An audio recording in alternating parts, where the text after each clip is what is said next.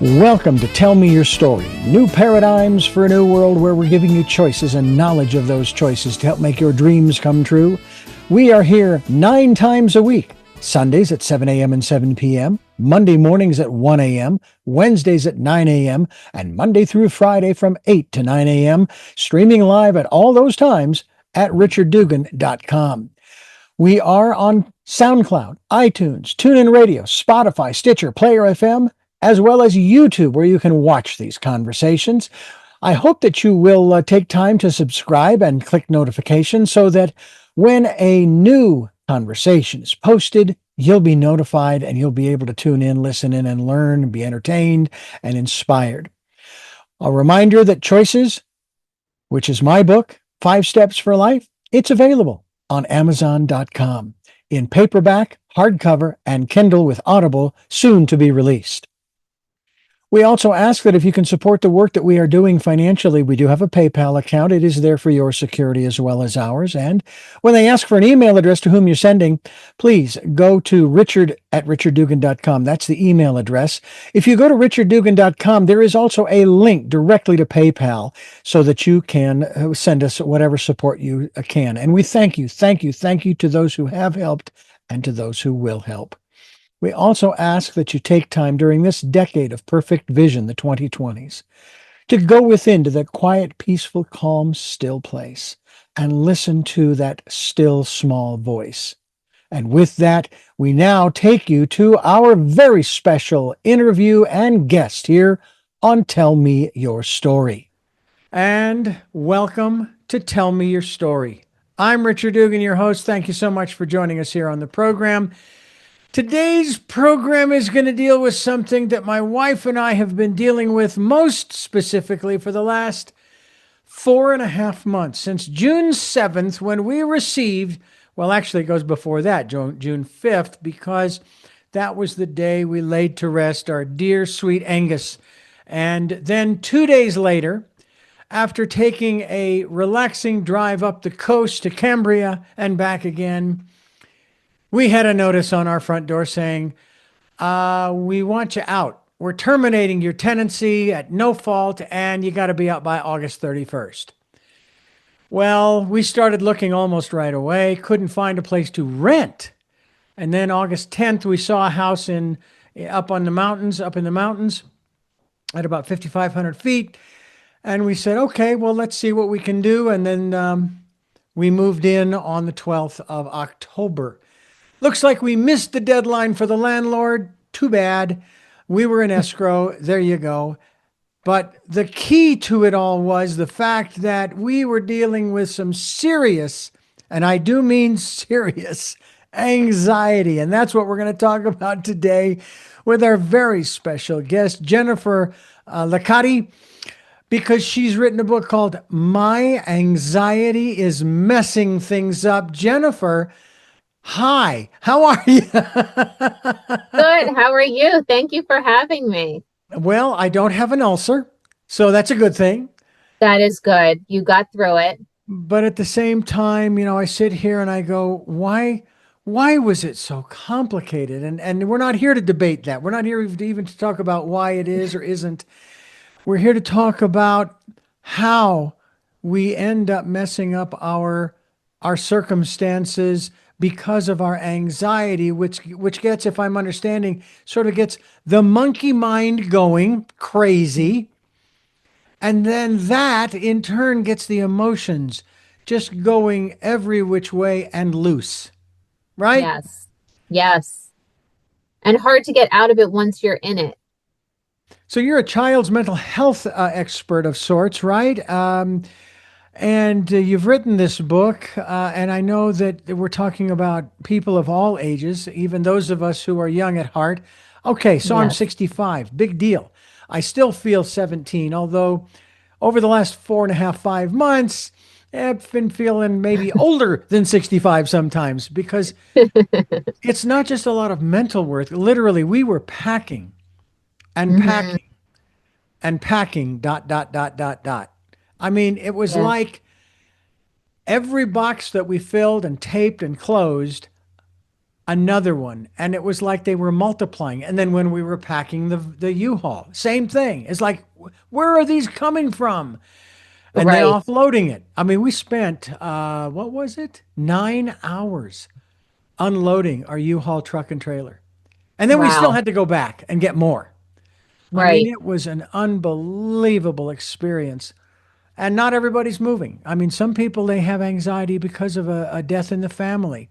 Right. Some people, I mean, it's just amazing. You know, I'm going to give out your website real quickly here before we go any further. It's storiesbyjennifer.com, which will be linked to.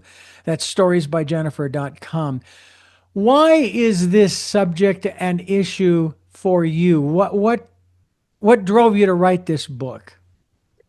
Well, I have worked as a school counselor for over 10 years. So I was working with high school students. At the time I wrote this book, I was working at one school that was kindergarten through eighth grade, and then another school that was a high school, so ninth through 12th grade. And I was seeing anxiety throughout the grade levels. And I wrote this book as a resource for schools and parents when they see children first showing signs of anxiety to intervene and to have some coping strategies you can share with your child or with the children you work with in a way to give them some information in an engaging way. So I wrote it as a resource because I really did see students struggling with anxiety and all different kind of anxiety, test anxiety, anxiety in social situations, anxiety speaking in front of the class. So it ran the gamut of different ways or different triggers for the anxiety and also different ways the anxiety presented. So I wanted a book to explain some of that to students and their parents too. You know, one of the sad aspects of all of this, because you being a child counselor and so forth, as well as an award-winning author, is the fact that in the 21st century, kids don't get to be kids for very long. I No, I remember agree. growing up, and my heart goes out to the children, the young, probably let's just say under 12, who I didn't have to deal with any of what they're dealing with. And I mean, I like to think that I had a great childhood. I mean, it was a lot of fun. Right.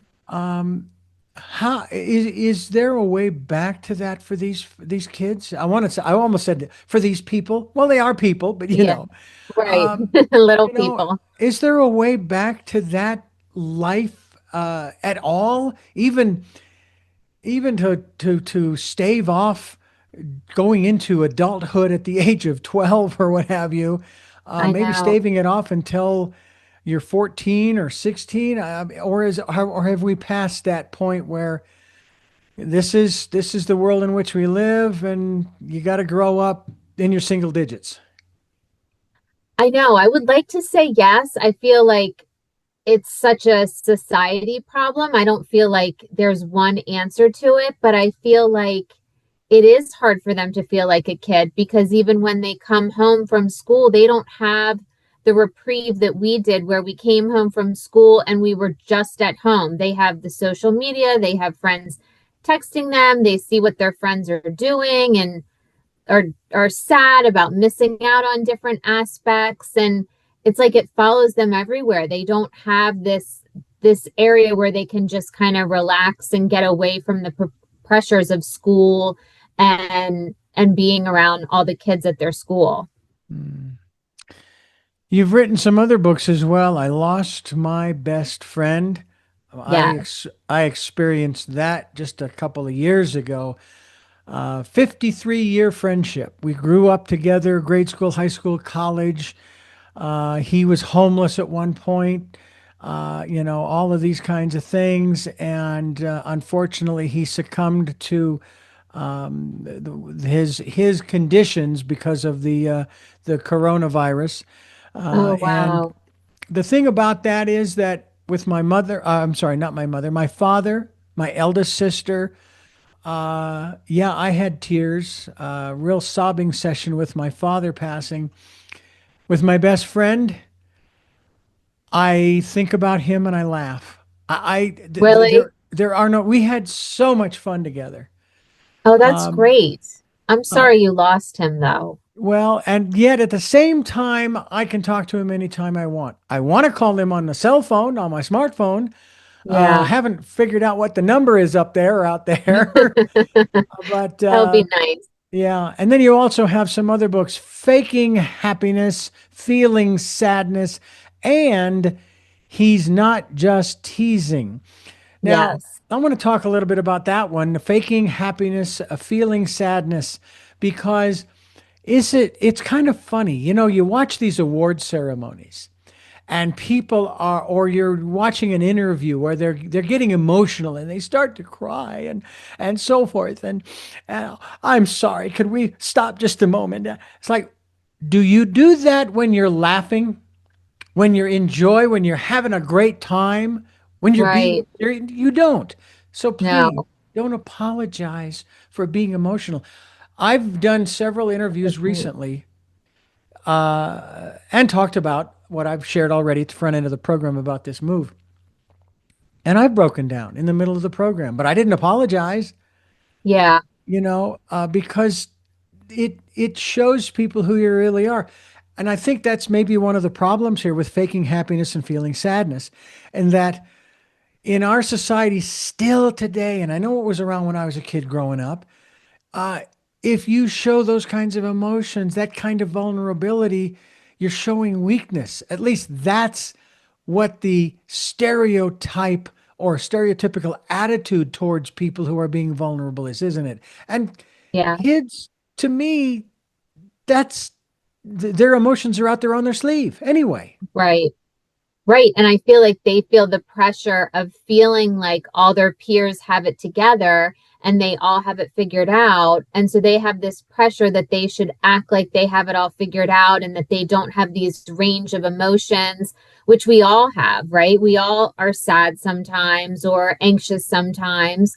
And it's okay to have these negative emotions, but they feel the pressure to just act like they have it all figured out all the time, which I guess exists for adults too. It's like, it's hard to be vulnerable and share when you're going through a hard time.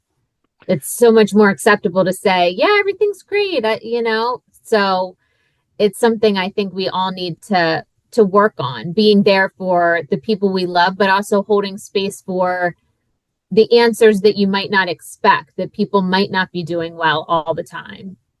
You know, that's interesting that you put it that way because during the last 4.5, 5 months, I have held it in because I was having to take care of almost everything, unfortunately, because my wife has been, and she's just perking up. It's just great how she's turned it around since we've moved, but she's not been doing great health wise. And so Okay. I'm there having to take care of her and support her and deal with all of the details surrounding this process of looking. Right. Now, it's not to say that she wasn't there when we were looking for a place to rent or this home. She fell in love with this home for two reasons. Number one, the gas stove, because when it's hot, it's hot. You don't have to wait for it to heat up.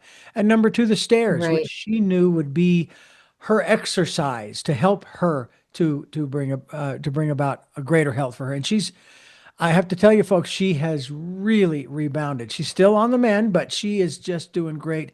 That's And great. I tell you, almost to tears. I'm so happy when she joins, even if it's just sitting in a chair to watch our niece and I unpacking things and organizing this and that and the other. And just the other day, she went into the kitchen and she started saying, "No, I don't want things over here." We gave our niece permission to put things away, but we Right. also said to her, she said, even she said it, "Hey, you guys move stuff around where you need to." So my wife's in there saying, "No, I need to move this over here and move this over here, and I want this over here." And so, okay, great, and Yeah. she got the energy to do it, and all those things. But for me, it's like um, finding that time, finding that space to let it go.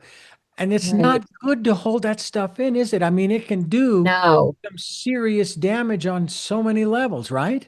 Right. Right. Stress has a terrible effect on your body. So it is hard to hold it in, and we feel that pressure, but that's why the coping strategies are so important, because you do want to make sure you're letting some of that out so that your body can relax and not have negative consequences of the stress. Mm. We're talking today with a woman who has written, I think, a book you folks were going to want to get a copy of. Her name is Jennifer Licate, and the book is entitled My Anxiety is Messing Things Up. And we're going to continue here on Tell Me Your Story. I am Reverend Dr. D. Richard Dugan. She is Jennifer Licate. My Anxiety is Messing Things Up. The website is storiesbyjennifer.com. Talk to us about the website. I love the title, obviously, with this program. Tell me your story. Yes. What kind of stories are we going to find on that website of yours?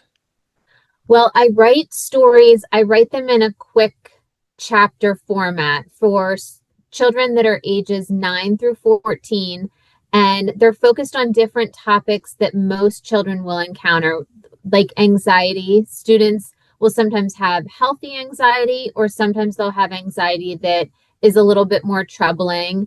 We talked about I Lost My BFF, which is about changing or ending friendships. There's stories and books about study skills, about the pressure to fit in, about someone spreading rumors about you, about the difference between teasing and bullying. So there's 9 books total, and each book comes with a teacher and counselor activity guide, which has discussion questions and activities after each chapter. So it's really easy for teachers and counselors to use in the classroom with students or in small group counseling sessions. So there's 9 books total about different topics that most children will encounter and struggle with during their growing up years. Maybe you can help me with an acronym here. It says I lost my BFF, but best friend is just BF. What's the other F? Well, best friend forever, they thought it Oh. was their best friend forever. And unfortunately, it changed. Well, I understand. Oh, I'm sure. Yeah, best friends forever. Okay, I understand that now. Well, let's talk a little bit about that because sometimes, I mean, I had referred to my best friend Doug, and I gave him the nickname Smokey, and I cannot remember why, but Mm, it was fun nonetheless. And I met him in the sixth grade, no, seventh grade, in any event, in Mrs. Larson's class. And what was funny was, of course, and this may, what I'm about to share may tie into your other book called He's Not Teasing. Mrs. Larson, our instructor, our teacher, asked her to partner up with me because nobody else would. I was legally blind, and so I got picked on. I was bullied. okay. I survived, obviously, and Yes. Good. we became friends. And we grew, and we went through some experiences that I found it really funny too. The we were in high school, I think it was, or maybe we just gotten out of high school going to college, and he came out to me one day, and I just looked at him. I'm going, "What do you want me to do with that? You're still my best friend. What?" Right. Of course, I did follow it up with what I thought was a humorous question. I said, "Did you ever consider me as a possible person?" No. And it's like, really? Okay, fine. You're like, should that hurt my feelings or not? Yeah, exactly. And you know what? It didn't matter. I mean, we just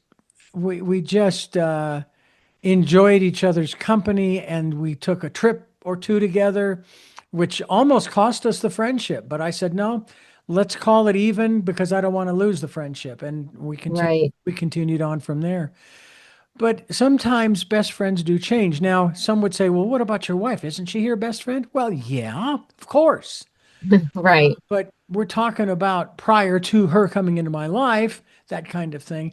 And then we have other Yes. people who we get close to. They may not necessarily, we may not refer to them as best friends, but we're tight. We enjoy having fun together, doing projects together. And I had a gentleman friend who I was producing for.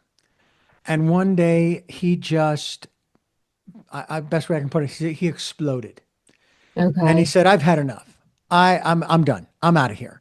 And I won't go into a lot of detail. And even though there was a certain large amount of money involved, that wasn't the thing that hurt. It was the loss of the friendship. Right. We had, for example, in one of the production projects, we traveled down to the LA Coliseum to cover a rugby game. We used to go to a local restaurant in Santa Barbara and have a burger and a beer and just sit and talk. And then all of this happens, and it's like, what is going on here? Right. And this happens to more people, especially now. They will find a reason to sever the relationship, especially a reason that doesn't make any sense, but it's that in person's, prerogative. Right. It could be religious, it could be political, it could be, whatever you want it to be, and they're gone. And husbands and wives, siblings. Right. Let's talk a little bit about the ramifications to our community when this happens. And is it irrevocable, or is there a way that we can turn it around? I mean, I think there's always a way that you can turn it around, but like you said, everyone has a choice. So there's two people in a relationship. So if one person decides to sever the relationship, then it's hard, you can't do it on your own. So it does take two people. And I Lost My BFF was the first book that I wrote because when I was working as an elementary school counselor, I would see a lot of fourth, sometimes fifth grade, sixth grade girls, especially, who would go through having that really close friend that they were close with since the really young years. And all of a sudden, the relationship would change. One of the friends would want to hang out with a different group of friends, and the other original friend wasn't included. And it can be heartbreaking, especially when kids go through it for the first time. But as you're sharing, it's heartbreaking even as an adult to lose a close friendship. So it's really hard, especially for kids when they first go through it because they've never been through it before. And, going to school, it's like that's their whole world, is that's their social situation. That's where they go to school. They're there for 8 hours a day and they still see that friend. So I was finding them having so much trouble understanding what happens in friendships and that this does sometimes happen. And unfortunately, it happens throughout life. This might be the first time they're encountering it, but it happens, as you've said, it happens in adulthood that people just sever relationships for a variety of reasons. Yeah. It's really unfortunate in one sense because the person who is being cut out, cut off, so to speak, Right, is there's usually no explanation. It's just done. right, Um, but one of the aspects of this that I have I've worked to try to put into perspective is, okay, this person is behaving in this particular way, and it's not about me. They may be saying the words that it is about me, but it's not. There's right, something else going on inside of them that they're not dealing with, and so they're taking it out on me. right. And I is that something that you're able to get across to kids and young adults and so forth, where they do understand it and they can move on from it, at least to some degree. Again, still the loss is still you still have the grief, Right, but at least they can understand that number one, it isn't their fault, and that they can have a certain element of empathy for that person, understanding that they're going through a hard time. I'll right. let you share, and then I've got something I want to add to that. But please expound on that from your perspective. Well, from my perspective, I feel like I really try to explain to the children that I work with that it doesn't mean that they were not a good friend, and it doesn't take away from their value as a person or their value as a friend, but that people change. And especially kids, they have different goals and different things they want for themselves and different kind of, sometimes as kids they try out the kind of person they want to be too. So there's some of that going on when kids are growing up too, where maybe they want to try to hang out with this group of kids because they have this in common with them, or maybe that group seems more fun, or maybe kids are growing up at different times and have different priorities through what they want to spend their time doing. So that is another level I feel like that kids go through that doesn't exist as much in adulthood, but still exists in adulthood, where adults will have different priorities or different interests, and they'll connect with those different people with that interest. So I try to explain it from that perspective too, that everyone has their own uniqueness to them. And just because that person doesn't want to be friends with them doesn't mean that they're not a valuable friend and a valuable kid, that they just have to find their people that accept and appreciate them. And that's important because you should feel accepted in your friendships, not like you're always kind of chasing after this person. A real life experience for me that happened back in, I'm going to say it's probably June, early July. I got a phone call and they asked, "Is this Richard Dugan?" I said, "Yes, it is." "Please hold. Let me put Julie on the line with us." Okay. I still don't know who it is, although the voice did sound familiar. And the next thing I know, this person is on speakerphone and is yelling at the top of their lungs, just saying some of the most awful things to me and about me. It's like, what in the world is going on here? And I tried to get a word in edgewise to say, "Hey, hold, slow down. What's going on?" Right. And the person was using profanity. So I got to a point where I just hung up. Okay. And the next thing I know, I get an email with all of the same statements minus the profanity. Then I get another phone call, only this time it was from, and this person I did know was the daughter of the person who had called. This was a PR firm that I'd been dealing with for like 10 or 15 years, getting guests for this very program. And Okay. and the woman said something along the lines of, "We're done. We're done. We're not doing business with you anymore," and so forth, as if I had a contract with them, which I never did. And then I Okay. get an email from her, supposedly saying, "You'll be hearing from our attorneys." And then the last email that I received, some more of the same, but the end said, "Just another anti-Semite." And I'm going, huh? Where? But I'll tell you what happened was I processed it from the standpoint that I shared earlier. Okay, this wasn't Okay. about me. Something's going on at that company that they're Right. taking it out on me for whatever reason. By the way, if you've seen any pictures of me with my hat, they said, "That's the stupidest looking hat I've ever seen. And it's creepy. Many of our guests, our authors, think it's a creepy look." Da, da, da, da, da. But I recognized from the beginning. And then when I shared with my wife, she was in tears because she didn't like the fact that somebody was beating up on me in that way. And she says, "I'm sorry they hurt you." Right. I said, "But they didn't. They didn't hurt me because what they were saying, I don't own. It wasn't me. What they were talking about was not me. So I'm not hurt." But it Right. was an example of the kind of situation where I would venture a lot of people just don't know how to process this.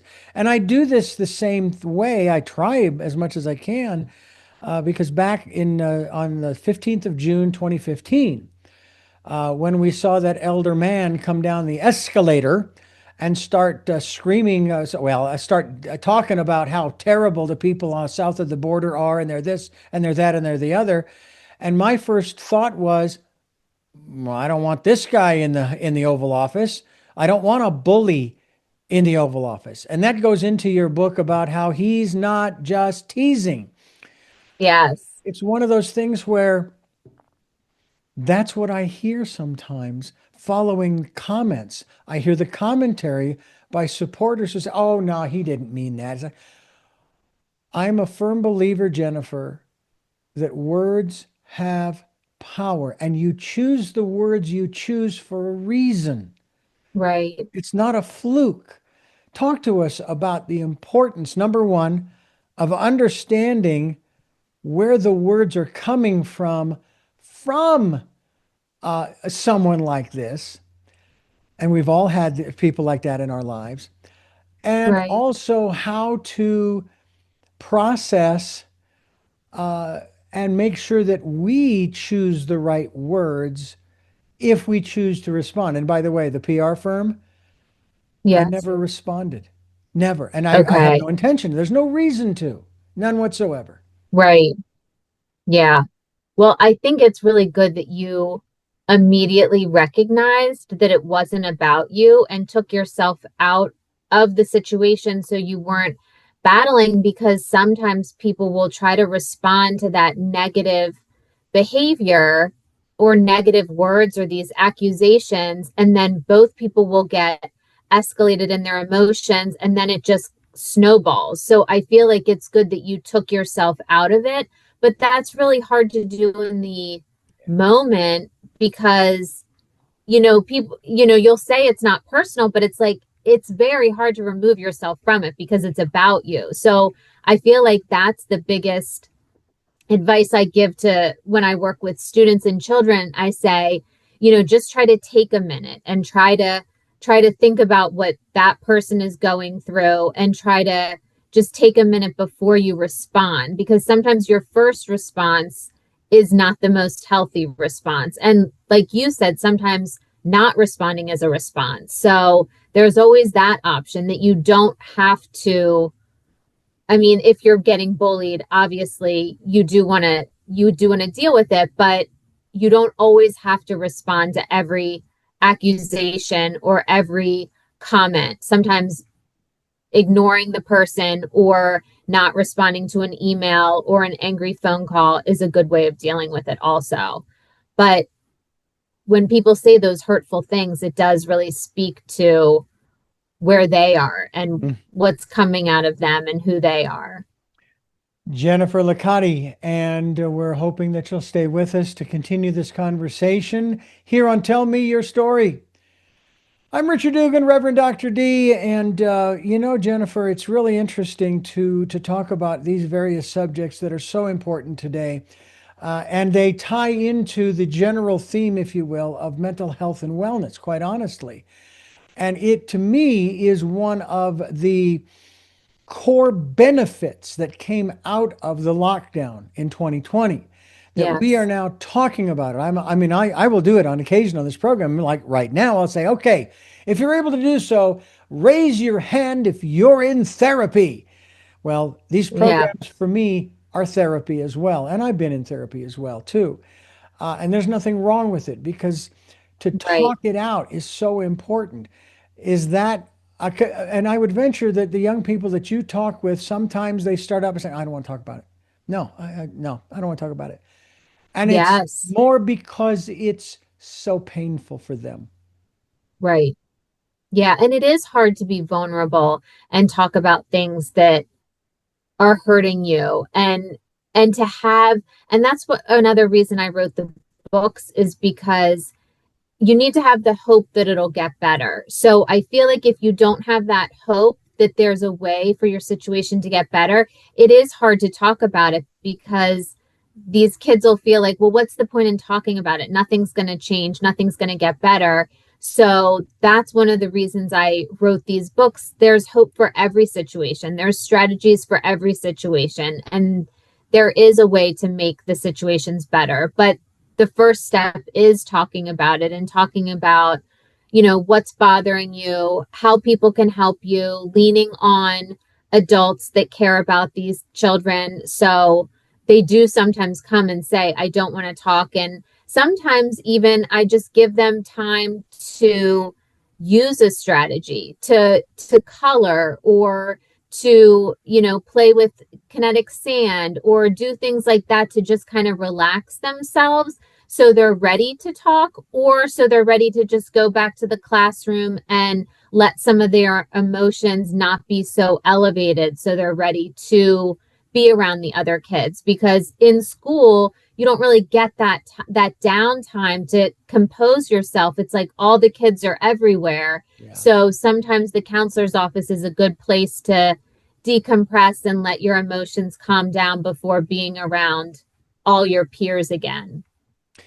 And what's really sad is those who are doing the bullying, they weren't born with it. They learned it somewhere, and most likely they learned it from their parents. Right. And that's really the deepest cut of all. It's like, really, you would teach your child to be cruel to someone else? Are you kidding? Is that true parenting? Come on. Um, Right. do you ever have conversations with the parents of either side, on either Yes. side? Yes. I mean, a lot of times we have conversations with the parents to explain. Sometimes children come to see the counselor and explain things that they haven't felt comfortable sharing with their parents, or maybe their parents didn't hear it. So I do often reach out to the parents and share with the child, giving permission, because what they share in a counseling office is confidential. But sometimes I'll have the child sit there as I have the conversation with the parent so that they know what I'm saying to their parent, because children imagine that what teachers and counselors say is so much worse than what we say. We really just do give information about what we see and what's been shared with us. But oftentimes we do involve the parents so that the parents know how to support their child and what their child is dealing with. Because I think sometimes when adults have been out of childhood for a long time, they can look at it as if it's easy, but it's like these kids are dealing with a lot. They have a lot on their shoulders, so it's good for them to remember how hard it can be as a child, and that their child is, if they're going through a struggle as a family, their child is feeling that also. So sometimes as the school, we bring the parents in so the parents understand what the child is sharing and what the child is feeling, just to help to bridge that gap and create more understanding. Well, that's what it's all about. Our theme song, Tell Me Your Story. I'll do my best to understand. And that's what we're trying to do here as we continue with Jennifer Licate. And we're talking about, well, a lot of different things, but especially her latest work that we're bringing to your attention. And that is that my anxiety is that's right, my messing things up here. On Tell Me Your Story. I'm Richard Dugan, and I thank you so much for being with us here, along with Jennifer Licate, and her website, storiesbyjennifer.com. Will be linked to that website. I certainly hope that you folks will avail yourselves. Again, Jennifer, as we often say on this program, we lay out this giant smorgasbord table, and it gets larger with every guest. And we ask our listeners and viewers to go to that table and pick something that resonates with them and take it away and mull it over, read it, what have you, but then come back again because maybe there was something that didn't resonate with you. That this time, now that you have been exposed to that which you took away the last time, maybe now this time you might find it interesting. Maybe it's palatable. You'd like to give it a whirl, so to speak. So we encourage people to come to this smorgasbord table we call the topics of Tell Me Your Story. And we encourage you to go to Jennifer's website once again, which is storiesbyjennifer.com. Again, we will be linked. And I'm going to take a sidebar here and say that, first of all, is your last name, is that Italian?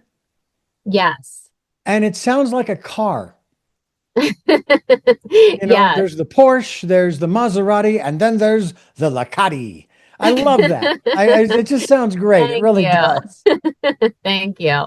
What about your background, your childhood, your growing up? Did you deal with a lot of these kinds of things as you were growing up, in terms of how, as you are dealing today with your clientele, um, you can relate. You're not making up stories to try to help them to get through because you have actually been through the same ringer.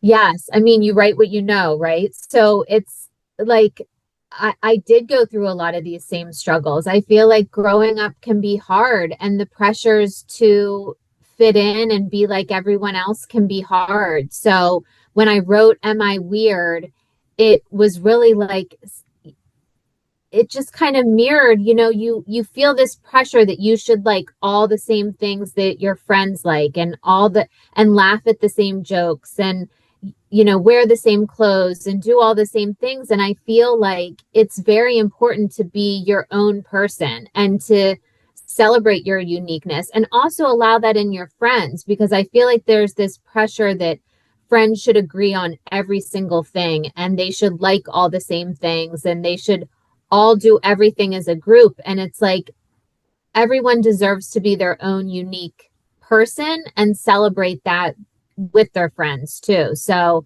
yes, I did go through different experiences like that that I touch on in my books, both my experiences and then also experiences of the children that I work with as a school counselor.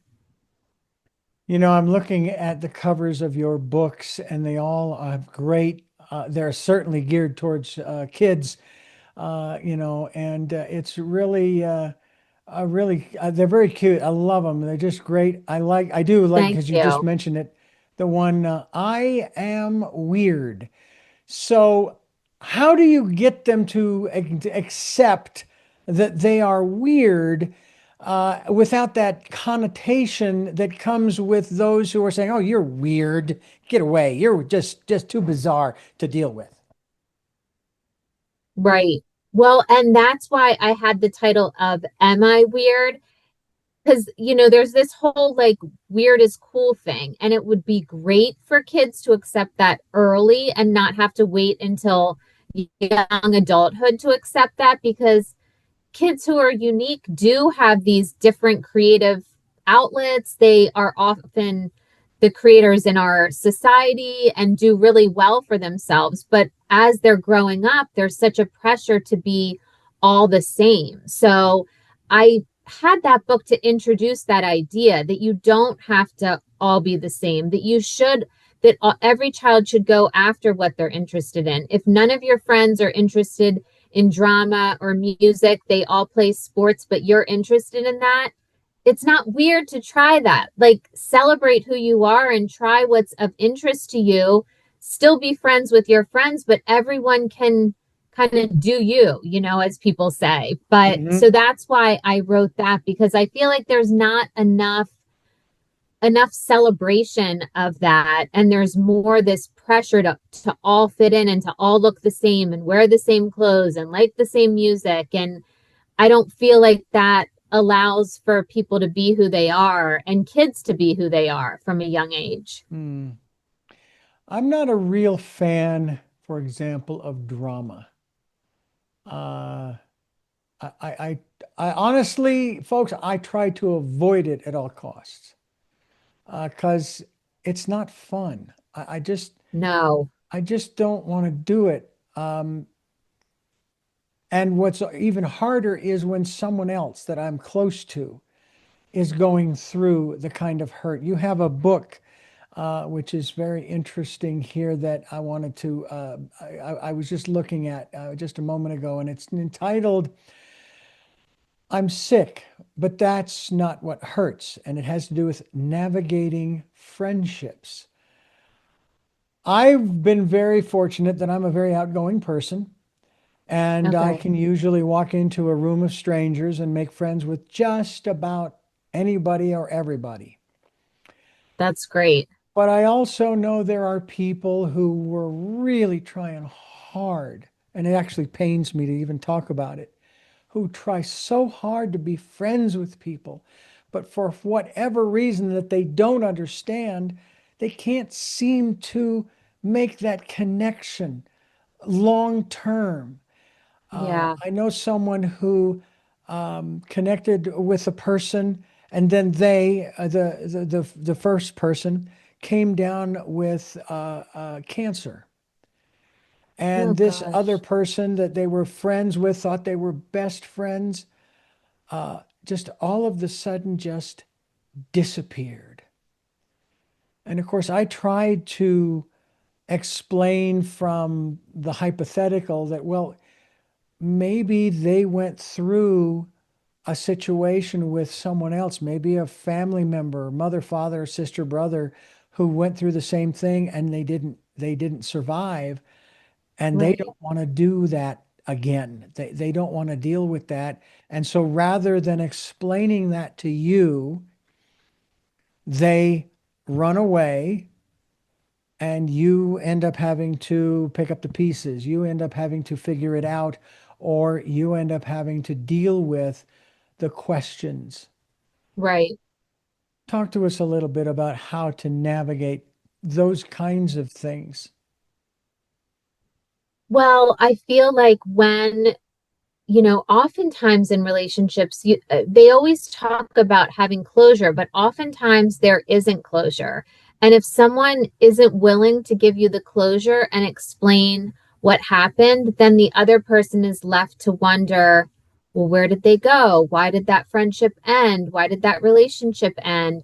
And I feel like those are the times that it's really important to kind of reflect on yourself and have some of those grounding strategies as far as like journaling, or if you're spiritual, praying and doing things like that to lift yourself up and to help yourself through those times. Because if that person isn't going to explain that to you and isn't going to give you the closure, unfortunately, you're not going to get it. So that book that you're referencing, I'm Sick, But That's Not What Hurts, is about a child who was sick and needed to be out of school for a period of time due to cancer treatments.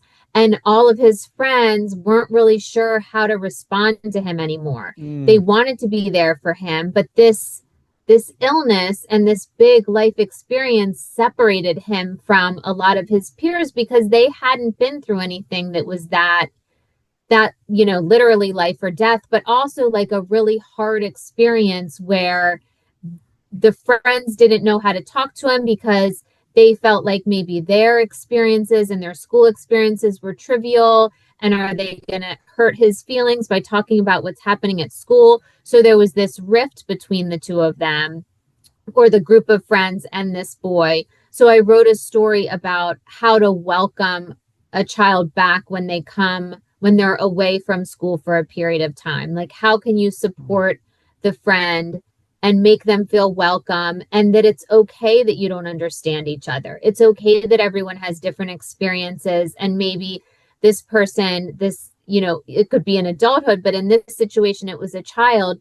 who has gone through something really tragic and a crisis situation. It's okay that you don't understand that. You can still be there for your friend, even if you don't understand exactly everything they've gone through. It's okay to just say, I'm sorry you're going through that, and not have the answers. And I feel like kids need to be told that because it can be hard to know how to navigate some of those relationships when you were pretty much the same, you had the same life experiences, and then all of a sudden your friend is going through something really hard, like you're talking about your friend who was going through cancer and their other friend disappeared.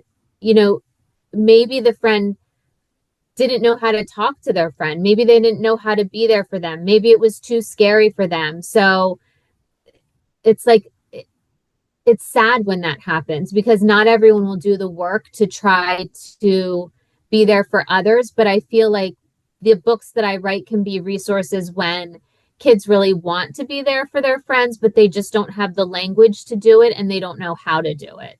mm. I I I still got a lump in my throat on this one because I've always been a firm believer that we as individuals can work through anything with someone else. Right. And I thought that was true until my first divorce. Yeah. And so far it's been my only, and that's the way it's gonna be, ladies and gentlemen. There's gonna be no more. My wife and I are doing great, Yes. especially in this new big house that we bought. But um, it's so important to remember what our focus on this program is all about community.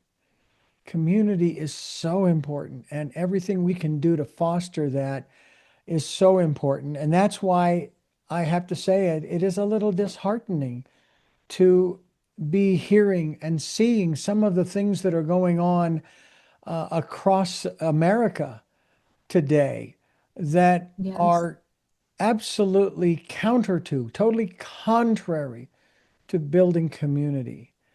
That ideology, philosophy, belief, politics, economics, whatever category you want to put in there, whatever, Right. is more important than caring for one another. And that's something that I still have not been able to. And my wife is the same way. She feels the same way. That it just, of course, with her, it goes deeper, especially when it comes to the cruelty, if you will, of people towards animals. I mean, we're both Right. big animal lovers, and when we start, and that's why I don't care to watch some of the news stories or documentaries where stuff like that is featured. I understand why it's being put together. I get that. But Right. it's like I already know that there is such a thing as man's inhumanity to man. It's been going on since Cain and Abel. Yeah. And it's not going to change. And the details might change, the dates, the places, the individual names might change, but it's still something that is just, it's hard sometimes. And I think that it's more on the surface these days because of what my wife and I have been through over the last 5 months, trying to get to a place where we could call home. I mean, my wife's biggest concern was, and she asked me this when we got the notice, are we going to wind up homeless? And I said, no, no. Right. And in spite of how upset the landlord was, we weren't leaving that place until we had a place to go, Right. whether they liked it or not.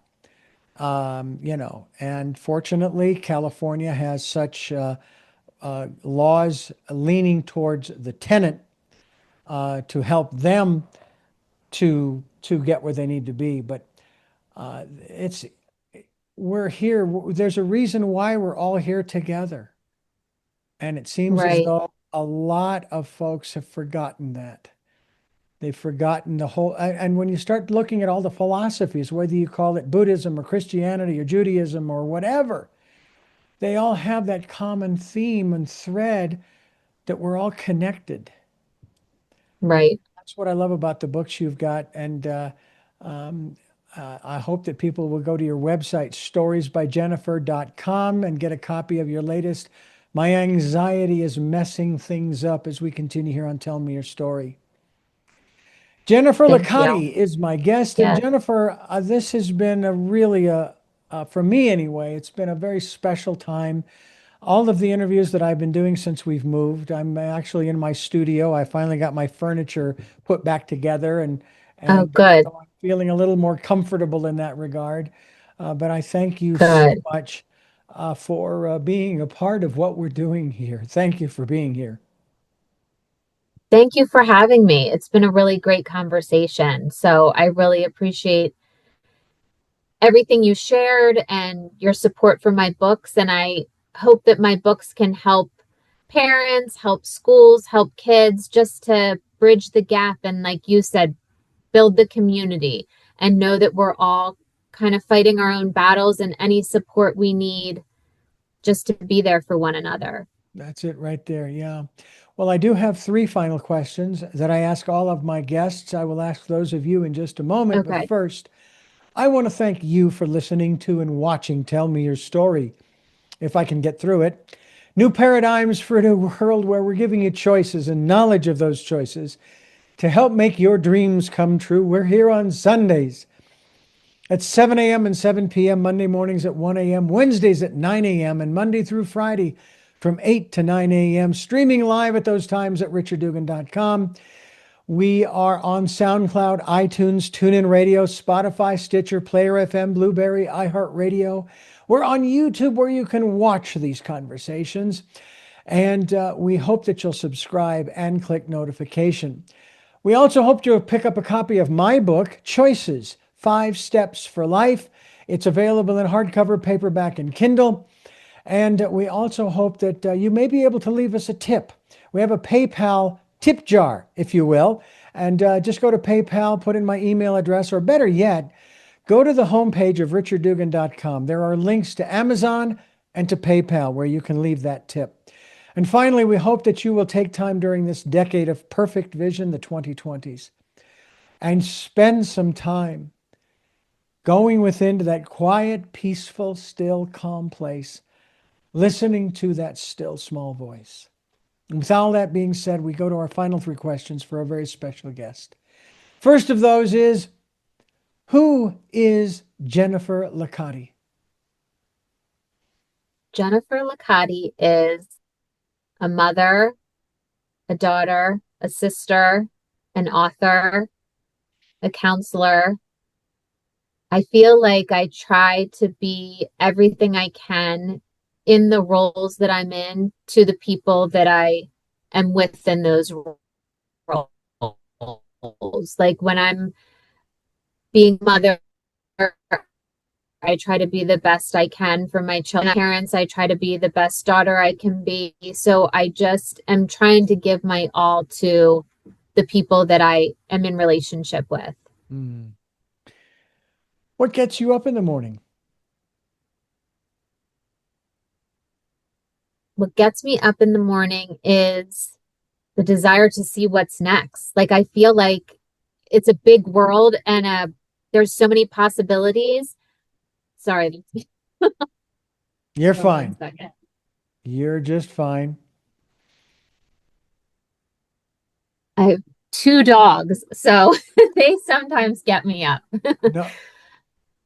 So what gets me up in the morning is just the possibility of what's next, that there's a big world and so many people to meet and so many things to do. I love watching my children go after their dreams and their goals. And I'm just excited to see what's next and what, the new people I'll meet and the new experiences I'll have. So that's what really gets me up in the morning is just trying to live out my purpose for this life that we have. Mm. And finally, what was your best day? Hmm.